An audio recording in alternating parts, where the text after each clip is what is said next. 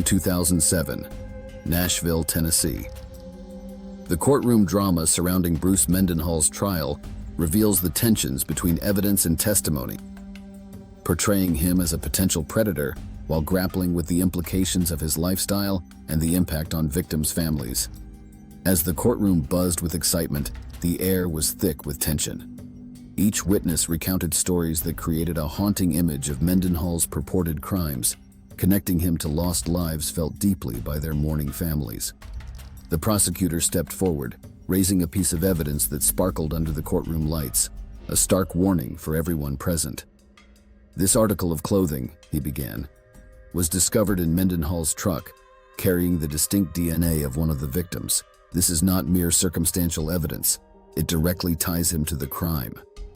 Gasps echoed through the courtroom as victims' families exchanged glances filled with sorrow and fear. Mendenhall's expression remained impassive, a mask of calmness that contradicted the mounting tension around him, while the judge scrutinized him closely, aware of the gravity of his alleged actions.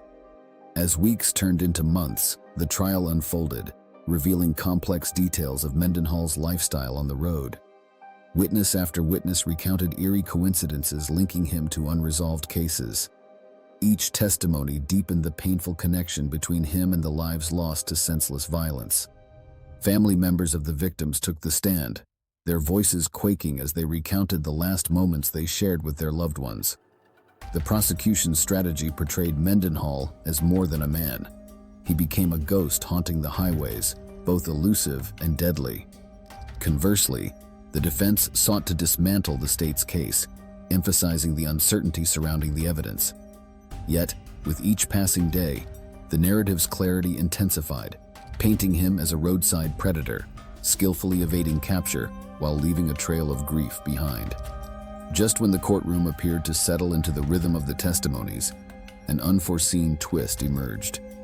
The defense introduced an expert witness, a forensic psychologist who carefully analyzed Mendenhall's behavioral patterns, claiming that his prolonged hours on the road could lead to misinterpretation of innocent interactions. "He is not a monster," the psychologist insisted, arguing that Mendenhall's lifestyle bred paranoia rather than guilt. The courtroom buzzed with murmurs as attendees grappled with the concept that a figure perceived as a predator might also be viewed as a victim of circumstances. As emotions swirled, the judge urged everyone to concentrate on the evidence, stressing that the truth must ultimately rise above conjecture.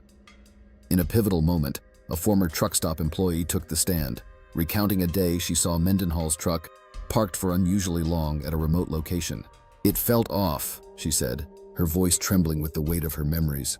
"He seemed out of place, almost too comfortable, like he belonged there, waiting." Her words lingered in the air, igniting whispers among onlookers. The prosecution seized this opportunity, using it as further evidence of Mendenhall's unsettling presence in spaces that should have remained safe. Through it all, Mendenhall's demeanor remained unchanged, his gaze fixed ahead, while the reality of his alleged actions loomed ominously over the courtroom.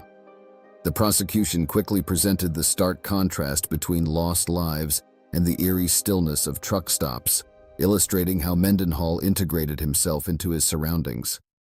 Each mile he drove and each stop he made brought him closer to his next victim, the lead prosecutor asserted, his voice steady yet forceful, saturating the room with tension.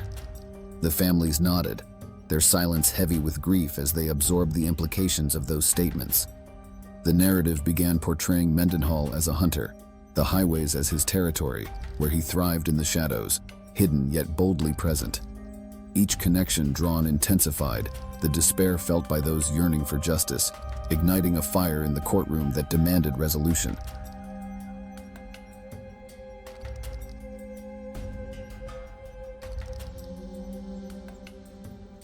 Days melted into weeks, but one constant remained: the fragility of those who sought refuge at truck stops, forever altered by the darkness lurking below the surface. As the prosecutor examined the chilling pattern of Mendenhall's alleged crimes, the courtroom collectively held its breath, bracing for the conclusion of a harrowing journey. The verdict not only signified a win for law enforcement, but also highlighted the urgent dangers lurking in overlooked corners of society. When Bruce Mendenhall was led away, the families of the victims finally tasted the bittersweet essence of closure, knowing that the highways would no longer be haunted by his sinister presence. One conviction has been delivered, but the investigation isn't over. Because across those highways, there may still be more victims waiting for justice. A serial killer locked up here in Middle Tennessee is now on the move. Bruce Mendenhall will stand trial for yet another murder, this after DNA linked him to a victim in Indianapolis. News Channel 5's Nick Barris has been on the Mendenhall case from the very beginning and says this latest trial may just be one of many more to come for the killer. Bruce Mendenhall is a remorseless killer who is serving life for 2 murders in Tennessee. But the serial killer's case file never really closes. Why? Because DNA continues to link Mendenhall to more victims. He's about to stand trial again. The semi-truck driver was just transferred from Tennessee to Indianapolis for prosecution in the 2007 murder of Carmen Papura. Over the years, Mendenhall has written to me, always denying guilt. When I asked him about Papura, he wrote, "I didn't know her body was found. I'm glad for her family." But he didn't admit to killing Papura, saying, "All I'm guilty of is trusting a cop."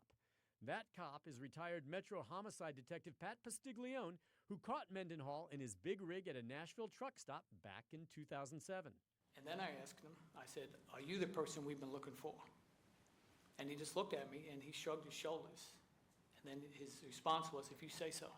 Police found the likely murder weapon and blood spatter in the cab. That blood evidence linked Mendenhall to Papura, and to this day it is used for comparison to other unsolved murders. There's been several cases that we've looked at, several different people that we've looked at. Mendenhall was a long-haul truck driver. His case was highlighted just a few years back in the CBS fictional show Criminal Minds about FBI profilers.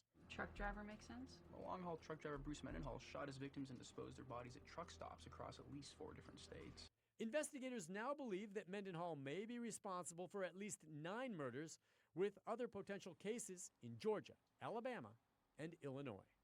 This case in Indianapolis figures to be the latest, not the last trial. To date, Mendenhall has been no help at all to police, but he is 70 years old. He's in poor health, and he will die in prison. Maybe, before he does, he'll share his secrets. Nick Barris, News Channel 5. All right, Nick. In the prior 2 trials, prosecutors did not seek the death penalty against Mendenhall, in part because there were no clear aggravating circumstances. But now, with prior murder convictions, he does qualify for the death penalty if convicted in Indiana.